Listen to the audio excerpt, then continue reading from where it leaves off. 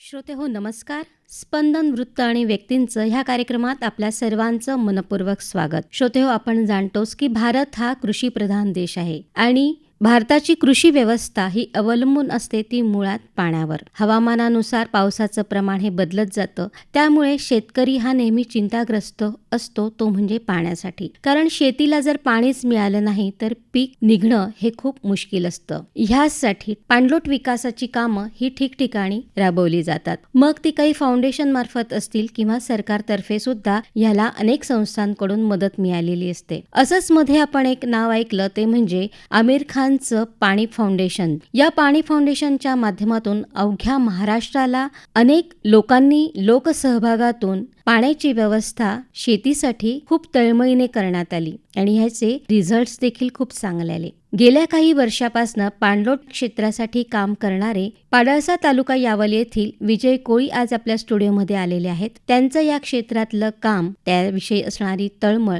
आणि प्रेरणा आपल्याला जाणून घ्यायची आहे त्यांच्याशी संवाद साधून. सर नमस्कार, स्वागत आहे आपल्या स्टुडिओमध्ये. नमस्कार सर, आपण BA BEd आणि जी आपली पदवी आहे ती कृषी विभागातूनच आपण घेतलेली आहे.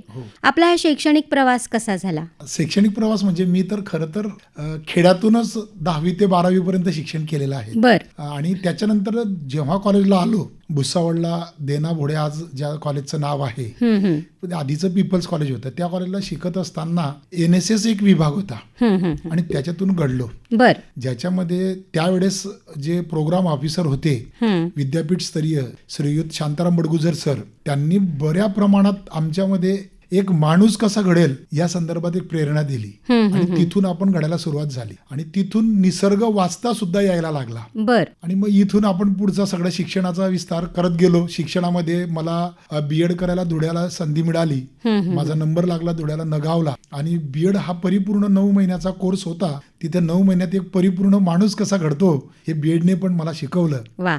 सर, मुळातच आपण शेती आणि मातीत जन्माला आहात आणि त्याच्याशी नाळ आपली जोडली गेलेली आहे. पाणलोट विकास क्षेत्रासाठी काम करत असताना पाणलोटाचं शस्त्र आणि शास्त्र शिकता आलं पाहिजे किंवा त्यामध्ये सुद्धा एक शिस्त आहे, एक नियम आहे. याबद्दल काय सांगाल? तुम्ही खूप महत्वाचा प्रश्न विचारला आणि हा प्रश्न म्हणजे लोकांनी तो पण शिकून घेतलं पाहिजे. पाणलोटाचं जे शास्त्र आहे एकदम सोपं आहे, पण त्याच्याकडे कोणीही लक्ष देत नाही. पाणलोटाचं शास्त्र असं आहे की धावत्या पाण्याला चालायला शिकवणं, चालणाऱ्या पाण्याला थांबायला शिकवणं आणि थांबलेल्या पाण्याला जमिनीत मुरायला शिकवणं. वा. म्हणजेच काय आहे तर आपण माथ्यापासून तर पायथ्यापर्यंत काम केलं तरच पाणी जमिनीत मुरवता येईल. तुम्ही माथ्यावर केलं आणि पायथ्यावर सोडून दिलं किंवा पायथ्यावर केलं आणि माथ्यावर सोडून दिलं तर तुमच्याकडे जमिनीचा पाण्याचा जो साठोबा होणार आहे तो होणार नाही. आणि म्हणून हे शास्त्र सर्वांनी शिकून घेतलं पाहिजे. बरोबर. सर, आपण समन्वयक म्हणून देखील काम करत आहात चाळीसगाव, अमळनेर आणि अनेक तालुक्यांमध्ये. पाणी फाउंडेशन आयोजित जी स्पर्धा होती 100 गुणांची ह्या क्षेत्राबाबत, ती सुद्धा आपण त्यामध्ये देखील सामील होतात. ही स्पर्धा किंवा पाणी फाउंडेशन याविषयी आम्हाला सांगा ना. खरं तर पाणी फाउंडेशनची 100 गुणांची जी स्पर्धा होती ती सुरुवातीच्या काळात होती. सुरुवातीला मी अमळनेरला 1 वर्ष समन्वयक म्हणून काम केलं आणि चाळीसगावला 1 वर्ष मी समन्वयक म्हणून काम केलं. 100 गुणांमध्ये पाणी फाउंडेशनने अख्खं पाणलोटाचं शास्त्र ठेवलेलं होतं. बर. त्याच्यामध्ये सूक्ष्म ते सूक्ष्म गोष्टी आल्या होत्या की आपण आपल्या शेतातला पालापाचोळा सुद्धा बाहेर फेकायचा नाही, तो सुद्धा शेतातच ठेवायचा, म्हणजे आपल्या शेतातील सेंद्रिय कर्ब वाढेल. त्याचबरोबर तुम्ही वृक्षारोपण केलं पाहिजे, म्हणजे या सगळ्या गोष्टींना गुण होते आणि गुणांकन पद्धत देऊन ही स्पर्धा होती. तुम्ही श्रमदान केलं तर तुम्हाला गुण मिळतील, तुम्ही मशीन काम केलं तर त्याला गुण मिळतील. याच्यामुळे काय झालं की गावात जी गटतट होती, राजकारणाचा भाग होता, समाजामध्ये जी दरी होती, ही सर्व एकोपा झाला. बर. गावात जी ही काही दर्या होत्या या सर्व ज्या चपला डोक्या म्हणजे लोकांच्या पायात होत्या या सर्व बाजूला राहिल्या. आणि जसे आपण बिना चपला घालून मंदिरात जातो त्यासाठी सर्व लोक पाण्यासाठी एक झाले. पाण्याला सुद्धा एकीची गरज होती आणि ती एकी निर्माण झाली. मी अशी गावं पाहिली चाळीसगाव तालुक्यात, अंमळनेर तालुक्यात एवढंच नाही, तर खानदेशामध्ये ज्या तालुक्यांमध्ये पारोड्यात होती, जामनेरमध्ये आणि अंमळनेरमध्ये, या सगळ्या तालुक्यांमध्ये जेव्हा स्पर्धा चालू झाली त्यावेळेस गुणांसाठी गाव एकत्र येत होतं, रात्र जागत होतं. रात्री 2-2 वाजेला गाव सभा व्हायची. गाव सभा होत असताना लोक एकत्र येऊन 2-2, 5-5 लाख रुपयापर्यंत निधी जमा करत होती. गावातून बाहेर गावाला जे गेलेले भूमिपुत्र होती ते लोक सुद्धा आपल्या गावासाठी पैसे देत होते. आणि अशी म्हणजे आपण काय म्हणतो की एक प्रकारे उत्सव तयार झाला गावांमध्ये. बरं. आम्ही असं पाहिलं की मशीन ज्या वेळेस आलं, भारतीय जैन संघटना जी BGS आहेत त्यांनी लोकांना मशीन दिले. लोकांनी डिझेल टाकून आपल्या शिवारामध्ये मशीन चालवली आणि पाणलोटाची कामं केली. तर ते मशीन आल्यानंतर लोक त्याची पूजा करत होते आणि गावात लेझिम किंवा काहीतरी असं पुढे म्हणजे रांगोळ्या काढून त्याचं स्वागत करत होते. आणि हा एक उत्सव त्या काळात आम्ही स्वतः अनुभवला आणि लोकांना सांगायची गरज नव्हती. लोक असं म्हणजे आम्ही स्वतः पाणी फाउंडेशनची टीम ज्यावेळेस गावात जायची त्यावेळेस लोकांना आम्हाला म्हणजे असं प्रेम द्यायचे लोक. रात्री गावात खिचडी टाकत होते किंवा काहीतरी जेवणाचा कार्यक्रम व्हायचा आणि तिथं शिवारातच जेवण आणि शिवारातच राहणं. म्हणजे अक्षरशः मी तेव्हा असं अनुभवलं की महाश्रमदानाचा दिवस जेव्हा राहायचा त्या दिवशी आपल्याकडे निंबाळकर साहेब कलेक्टर होते. त्यांनी आमच्याकडे 4 वाजता सकाळी सर्व शासकीय कर्मचारी बोलवले होते अंमळनेर तालुक्यातील जवखेडा या गावी. सकाळी 4 वाजेलाच उठवलं, काडी घेऊन स्वतः ते उभे होते आणि रणरणत्या उन्हात 40 डिग्री तापमानाच्या वरती तापमान असताना लोक अक्षरशः एसीत बसणारे शासकीय कर्मचारी तिथं हातात कुदळ फावडी घेऊन ते लोक काम करत होते. आणि असं म्हणजे पाणी फाउंडेशनच्या त्या काळामध्ये 45 दिवसाच्या स्पर्धेच्या काळात लोक भारावलेली होती आणि पाण्यासाठी काम करत होते. वा, हे जे पाणलोटाचं काम आहे पाणी फाउंडेशनने गावोगावी केलं. आपण हे सर्व बघितलं. त्यानंतर आपण भूजल अभियान देखील सुरू केलं. त्याबद्दल काय सांगाल? चाळीसगावचे तत्कालीन स्थानिक आमदार, त्याच्यानंतर तिथले स्थानिक जे भूमिपुत्र होते त्यांनी खूप मोठ्या प्रमाणात मदत केली आणि पाणी फाउंडेशनच्या काळात जो एक जलमित्रांचा एक परिवार तयार झाला. तिथले काही शिक्षक होते, उद्योजक होते, काही इंजिनियर होते किंवा इतरत्र काम करणारी सर्व मंडळी एकत्र आली. पत्रकार मंडळी पण त्यात होती. ती सर्व मंडळी एकत्र आली आणि त्यांनी डोक्यात म्हणजे असा विचार केला की पाणी फाउंडेशनने आपला तालुका वगळलाय, काही कारणास्तव पुढे तो वगळला गेला, पण हे काम थांबता कामा नये. आणि म्हणून त्यांनी असं म्हटलं की आपलं पाण्याचं काम अविरत चाललं पाहिजे. आणि चाळीसगाव तसं पाहिलं तर खरोखर पाण्याने ते खूप मागे पडलेलं गाव होतं. त्यांच्याकडे पडणारा सरासरी पाऊस खूप कमी आहे आणि त्या मानाने जमिनीमध्ये जो पाण्याचा साठोबा आहे तो खूप कमी आहे. आणि त्यामुळे त्या लोकांना त्याची जाण होती.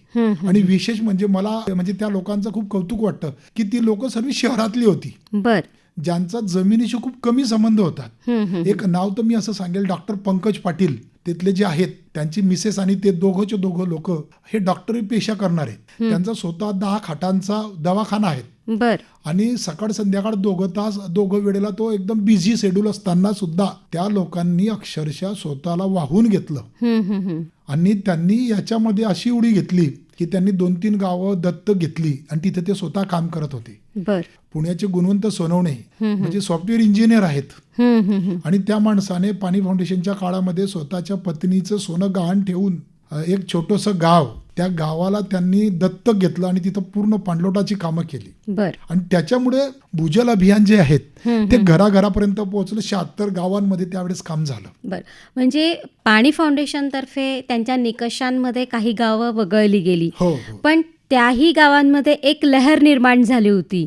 ह्या विषयाची जागृती निर्माण झाली होती आणि मग हे जे काम आहे ते भूजल अभियानाच्या माध्यमातून आपण राबवलं. खूप उपयुक्त आणि एक प्रेरणादायी असा आपण हा जो कार्यक्रम आहे तो राबवलात. आणि आपण बोलता बोलता अनेक अनुभव देखील आमच्याशी सांगितले की एक ऋणानुबंध तयार झाले गावागावामध्ये किंवा एक आपुलकीची नाती निर्माण झाली. सर, आता सध्या आपण एक उद्योजिकता विभागामध्ये काम करत आहात आणि लोकांना उद्योग मिळवून देण्यासाठी रोजगार निर्माण करण्याच्या क्षेत्रामध्ये आपण आहात. शेती आणि रोजगार ह्या तशा एकमेकांशी जोडलेल्या गोष्टी आहेत. जर खूप लोक रोजगारासाठी भटकत असतात, जेव्हा शेती व्यवसायामध्ये त्यांना निराशा येते किंवा उद्योगधंद्यांकडे शेतकऱ्याला किंवा शेतकरी पुत्राला देखील वळायचं असतं, काय सांगाल आपण? खरं तर आता हा जो विषय तुम्ही म्हणतायत हा खूप काळाची गरज आहे. आम्ही तर असं म्हणतो की ज्या गावात पाणी आलं त्या गावात विकास नक्की होतो. पाणी जर आलं तर शेतात उत्पन्न तयार होतं. उत्पन्न मिळालं तर आपोआपच बाहेरचे उद्योजक आपल्या गावात येतात. हाताला काम मिळतं.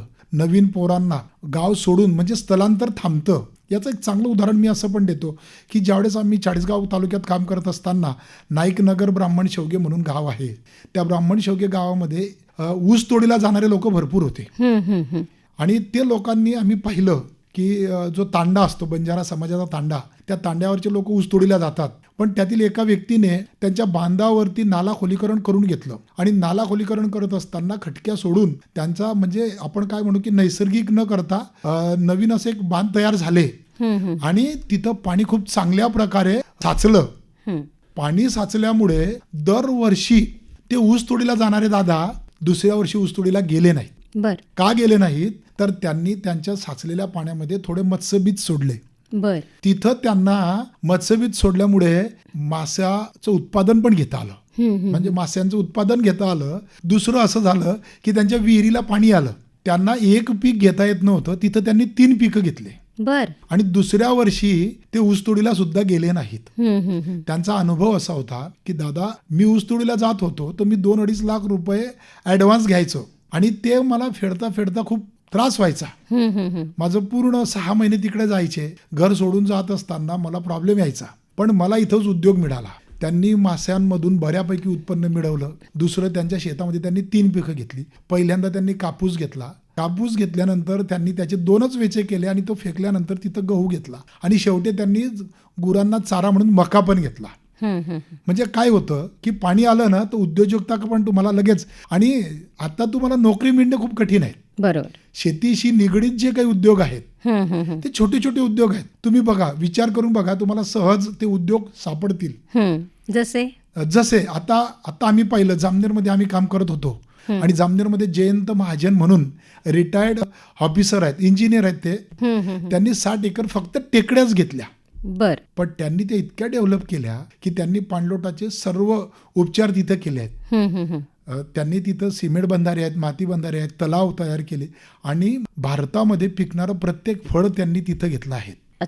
आत्ता ज्येष्ठ जे कृषी प्रदर्शन जळगावला झालं त्या कृषी प्रदर्शनामध्ये त्यांनी त्यांच्याकडचे मोरिंगा पावडर विकली आणि 100% सेंद्रिय आणि 100% इफेक्टिव्ह अशी मोरिंगा पावडर त्यांनी मला सुद्धा एक पाकिट भेट म्हणून दिलं होतं की सर तुम्ही आलात, भेट दिली आमच्या स्टॉलला तर हे घ्या. काय आहे नेमकं की त्यांच्याकडे आज 25 ते 30 महिला वर्ग काम करतायत. त्यांचा उद्योग त्यांच्या हाताला आहेत. मला काय म्हणायचं की ज्याच्याकडे छोटीशी शेती जरी असेल, छोटी जरी असेल तरी त्याने खचू नये. 1 एकर असेल, 1 एकर जरी असेल तरी तुमच्या त्या एवढ्याशा शेतीमध्ये काय वेगळं करता येईल. परंपरागत आपण काय करतोय, चाकोरीबद्ध जीवन जगतोय. थोडंसं चाकोरीच्या बाहेर निघा. उद्योग, जिल्हा उद्योग केंद्राकडून शेतीवर आधारित PMFME मधून बऱ्यापैकी उद्योग उभे राहत आहेत. एकदा तरी युवकांना मी असं आवाहन करेल आपल्या माध्यमातून की युवकांनी एकदा यावं आणि PMFME मधून काय काय मिळू शकतं, काय काय करता येईल ते पण शोधावं, म्हणजे जेणेकरून त्यांना स्वतःचा उद्योग करता येईल. बरोबर. सर, जानेवारी संपता उन्हाळ्याला सुरुवात होईल. आपण सर्वजण जाणतोच की खानदेशामध्ये तापमानाचं प्रमाण, उन्हाचं प्रमाण खूप असतं आणि मग त्यानंतर पावसाळा सुरू होतो. उन्हाळ्यामध्ये पाण्याचं बिभिक्ष हे खानदेशामध्ये आणि आजूबाजूच्या गावांमध्ये म्हणजे चाळीसगाव पाचोऱ्याकडे तर 15-15 दिवस पाणी मिळत नाही. त्यांना लांबून लांबून पाणी आणावं लागतं. यासाठी जो उपाय आहे तो म्हणजे पावसाळ्यात झाडं लावणं, वृक्षारोपण करणं. या क्षेत्रामध्ये देखील आपण काम करत आहात अतिशय तळमळीने, ते म्हणजे सीड बॉल तयार करणं. त्याविषयी काय सांगाल? आपण खूप लांब न जाता आपल्या जवळच म्हणजे जळगावच्या जवळ आसोदा म्हणून गाव आहे. त्या गावाला सुद्धा आतापर्यंत 15-15 दिवस पाणी येत नव्हतं. अशी भरपूर गाव आहेत. आणि याचं खरं कारण काय आहे तर पूर्णपणे जंगलतोड आणि पूर्णपणे ही तुमची वृक्षतोड. मी खूप दिवसापासून बघतोय की आता यावल तालुक्यात मागे 2 वर्षापूर्वी जी पाणी पातळी गेली होती ती 5 मीटरने खोल गेली होती. ही खूप मोठी म्हणजे विचार करण्याची बाब आहे. त्याच्यावर कोणी विचार करत नाहीये. विकासाच्या नावावरती रस्ते तयार होत आहेत पण आजूबाजूला जी जंगलतोड सुरू झाली म्हणजे 200-200, 400-400 वर्षापूर्वीची झाडं ती 100% तोडली जात आहेत. डेरेदार झाडं आहेत की तेवढी तुमच्याकडे जगतील का याची गॅरंटी नाही पुढे. मग याच्याच मुळे मी विचार केला ना, कॅरीबॅग मध्ये आपण काहीतरी एक वृक्ष आणतो बाहेरून, एक रोपटा आणतो ते लावतो. ते लावल्यानंतर काय होतं की त्याच्या मुळा उघड्या पडतात आणि त्याचं जगण्याचं प्रमाण खूप कमी असतं. मग मी खूप ठिकाणी वाचलं होतं, मी ऐकलं होतं आणि म्हणून मी यावर्षी उपक्रम राबवला आणि मी नंदुरबारवरनं काही बियाणं मागवलं. ते सर्व देशी वृक्षांचं. आता तुम्ही जर पाहिलं ना तर आपल्या जंगलामध्ये ती जुनी बाभळ होती, बाभळीचे झाड होतं जुनं, ज्याला डिंक यायचा, शेंगा यायच्या, त्याचे मोठे काटे असायचे पांढऱ्या रंगाचे, ते खूप कमी झाले. ती अशी काही झाडं आहेत की जी आपल्याकडून आता बिलकुल लुप्त होण्याच्या तयारीत आहेत. अशा काही वृक्षांची मी निवड केली आणि मी शिवम सीड्स म्हणून नंदुरबारचे आहेत, त्यांच्याकडून मी जवळजवळ 15,000 रुपयाचं बियाणं मागवलं आणि त्याचं सीडबॉल मी, जे माझी मिसेस, माझी मुलं, माझी मुलगी आणि मुलगा या दोघांच्या मदतीने मी सीडबॉल तयार केले. सेंद्रिय माती जी आहे, जी वाहून येते शेतातून आणि एखाद्या झाडाखाली साचते, तिच्यात पालापाचोळा कुचतो, अशी माती गोळा केली आणि माझ्याकडे गायी आहेत, एक गाय आहेत, देशी गाय आहेत, तिचं शेण असं मिक्स करून त्याच्यात बी टाकलं आणि त्याचे गोल असे बॉल तयार केले आहेत. मी जवळजवळ 15,000 बॉल वाटप पण, म्हणजे काही लोकांनी माझ्याकडून विकत पण गेले आहेत. 5 रुपयाला एक ते दिलं गेलं, त्याची कॉस्टच मला 5 रुपये पडत होती. आणि काही लोकांनी माझ्याकडून ते फुकट पण मी वाटप केले आहेत फ्रीमध्ये. तर असे 15,000 सीडबॉल मी दिले आहेत. आपलं असं म्हणणं आहे की कॅरीबॅग मधून काढल्यानंतर किंवा कॅरीबॅग तशीच ठेवल्यानंतर जर जमिनीत तुम्ही पुरले तर ते लवकर विघटन होत नाही त्याचं, कॅरीबॅगचं. आणि ते प्लॅस्टिक असतं, त्याच्यामुळे त्या जमिनीला पण त्याचं सेंद्रिय कर्ब संपून जातं, कस कमी होतो. तर सीडबॉल जर तुम्ही कुठे मातीवर फेकून जरी दिला तर त्याला कुठेही खड्डा खोदायची गरज नाही, त्याला पाण्याची सुद्धा गरज नाही. पावसाळ्याचे जे 4 महिने पाऊस पडतो किंवा आता तर 6 महिने 8 महिने पाऊस पडतोय सध्या, तर इतका जर पाऊस पडला तर तो आपोआपच तिथंच त्याचे मुळं जमिनीमध्ये जातात आणि ते रोपटं आपोआपच ते तयार होतं. या 6 महिन्यात जर त्याने तग धरला तर पुढच्या 6 महिन्यात तो स्वतःच एक झाड म्हणून पुढे येतो, कारण त्याला त्या सीडबॉलमध्ये खाद्य पण आहेत आणि माती पण आहेत. आणि म्हणून ते एक संकल्पना मी राबवली आणि माझ्या काही मित्रांनी त्याच्यात मला मदत पण केली. लोकसहभाग किंवा आपल्या आजूबाजूच्या लोकांचा आणि कुटुंबाचा सहभाग खूप महत्त्वाचा असतो आणि तो आपल्याला मिळाला. या मुलाखतीच्या माध्यमातून आपल्या कार्याला बघून किंवा ऐकून अनेक लोक आपल्याशी जोडले जातीलच, पण हे कार्य करण्यामागची आपली प्रेरणा कोण होते? एक खूप महत्वाचा विषय मांडला तुम्ही. काय आहे नेमकं की कृषी विज्ञान केंद्र पाल जे आहेत, म्हणजे सातपुडा विकास मंडळ पाल, यांच्याकडे मी काही दिवस होतो, कृषी महाविद्यालयाला होतो आणि तिथं त्यांचे जे अध्यक्ष होते त्यांच्याकडून, त्यांच्या सचिवांकडून असं नेहमी कार्यक्रम असायचा आणि तो कार्यक्रम असायचा वृक्षारोपणाचा किंवा पाणलोटा संदर्भात पण ते काम करत होते आणि तो कार्यक्रम सातपुड्याच्या कुशीत खूप वेळा व्हायचा. मी खूप वेळा पाहायचो आणि मी ते एक संधी शोधत होतो की आपल्याला कुठे असं काम करता येईल का. आणि मग हे करत असताना पाणी फाउंडेशन मध्ये माझा मित्र राजेश शिवरे, जो माझा जिवलग मित्र आहे, तो तिथं जॉईन होता. मग त्याने मला कॉल केला आणि सांगितलं, तू करशील का, पण परीक्षा द्यावी लागेल, पास होशील का, कर म्हणून. मग मी ते करायला घेतलं आणि मग मी ते करायला घेतल्यानंतर मी परीक्षा दिल्या, पास झालो, त्यांच्यासोबत जॉईन झालो आणि खरी प्रेरणा मी ती पाहिली की पाणी फाउंडेशनचा आमिर खान हा व्यक्ती इतकं मोठं काम आहे, इतका मोठा माणूस आहे आणि तो याच्यासाठी कशाला फिरतो आहे, काय गरज आहे या व्यक्तीला. जवळून पाहिलं, आंबणनेरला येऊन गेले, जवखेड्याला आले, मी तिथं पाहिलं, एकदम सादगीबाज, म्हणजे एक छोटासा माणूस कसा असतो तसा माणूस, आणि तो माणूस पाण्यासाठी रणरण उन्हात फिरतो आहे, समजून घेतो. असं नाहीत की काहीतरी शूटिंग करण्यापुरतं काहीतरी खोटं असं काही नाही. आणि मी ते खूप बारकाईने पाहत होतो, जवळून बघितलं. आणि मी ते पाहत असताना मी विचार केला की हा माणूस एवढा खर्च करतो आहे आपल्याला साध्या गोष्टी, म्हणजे खरं सांगायचं म्हणजे मी असं म्हणतो की मला दिवसभराचे सकाळी जर पाणी प्यायचं असेल त्याच्यासाठी सुद्धा मला पैसे, पाणी बॉटलसाठी सुद्धा पैसे देतो आहे, जेवणाचे पैसे ते देत आहेत, ट्रॅव्हलिंगसाठी पैसे ते देत आहेत, सगळ्या गोष्टीसाठी ते पैसे देत आहेत. मग एवढं काय या माणसाला काय गरज आहे या गोष्टीची. पण जेव्हा मी पाणी फाउंडेशनला जॉईन झालो आणि मी मधून ते पाहिलं तर खरोखर आज रोजी लोकांना खूप गरज आहे. काही गावं अशी आहेत की त्या गावांना 1000 फुटापर्यंत बोरिंग करून पाहिल्या पण मातीच येते, पाणी येतच नाहीये. म्हणजे या गोष्टींमुळे असं झालं ना की चलो आपण भी करके देखेंगे. बरोबर. आणि मग करायचं काय, तर मग हे करायचं आणि म्हणून मग ते सुरू झालं. अगदी छान सर. आपले भविष्यातले मानस काय आहे, कारण आपण मातीमध्ये जात आहात, जनसंपर्क आहे, आपलं ग्राउंड लेव्हलला काम आहे, आपण त्या फ्लोमध्ये आहात, काही गोष्टींच्या उणीवा किंवा काही गोष्टींच्या अपेक्षा देखील असतील, आपण काय आवाहन कराल या मुलाखतीच्या माध्यमातून? सामान्य माणसासाठी माझं असं म्हणणं आहे की बाबा, तू जर शेतकरी असेल तर तुझ्या बांधावर, म्हणजे शेतात पडणारा थेंब तुझ्या बांधाच्या बाहेर जाऊ देऊ नकोस. हम्म. कारण तो जर तुझ्या जमिनीत मुरला ना तर तुझ्या जमिनीच्या पाण्याची पातळी वाढणार आहेत आणि तुला इतरत्र फिरायची गरज पडणार नाही. हे झालं त्या शेतकऱ्यासाठी. पण गावातील प्रत्येक नागरिकांसाठी मी असं आवाहन करेल की बाबांनो, तुमचं जात धर्म भाऊबंदकीचे वाद, सक्का भाऊ पक्का वैरी हे सगळे बाजूला ठेवा. पण एक झाड तुम्ही लावा. एक झाड याच्यासाठी लावा की ते झाड तुम्हाला कोरोनात पाहिलं की आपल्याला ऑक्सिजन विकत घ्यावं लागलं. हो. तुम्हाला नुसतं किमान तुमचं जगेपर्यंत ऑक्सिजन विकत घ्यायची गरज पडणार नाही आणि तुमच्या पिढीसाठी ती एक देण असेल. पोरं फक्त हे विचारता की बाबा तुम्ही माझ्यासाठी काय कमवलं, तर फक्त घर किंवा दागिने तेवढंच बघतात. पण बापाने कधीतरी 2 तांबे पाणी जमिनीत मुरवले का, किंवा माझ्यासाठी एखादं झाड लावलं का, की मला जे ऑक्सिजन देणार आहेत.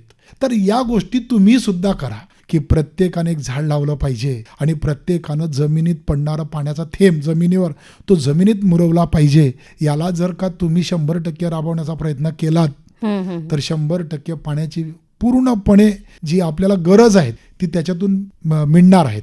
खूप छान सर. या मुद्द्यावर आपण ही मुलाखत इथे थांबवूया. आज आपण इथे आलात आणि अतिशय महत्त्वाच्या विषयांवर चर्चा आणि मार्गदर्शन आपण केलं, त्यासाठी जळगाव आकाशवाणी केंद्रातर्फे मी आपले मनपूर्वक आभार मानते. आपण आलात त्यासाठी आभार. धन्यवाद. धन्यवाद. श्रोते हो, आत्ताच आपण विजय कोळी यांची वैदेही नाखरे यांनी घेतलेली मुलाखत ऐकलीत. स्पंदन वृत्त आणि व्यक्तींचं ह्या कार्यक्रमाचे सादरकर्ते होते विजय भुयार. श्रोते हो, आत्ता इथेच थांबूया. पुन्हा भेटूया येत्या कार्यक्रमात. तोपर्यंत नमस्कार. श्रोते हो, नमस्कार. स्पंदन वृत्त आणि व्यक्ती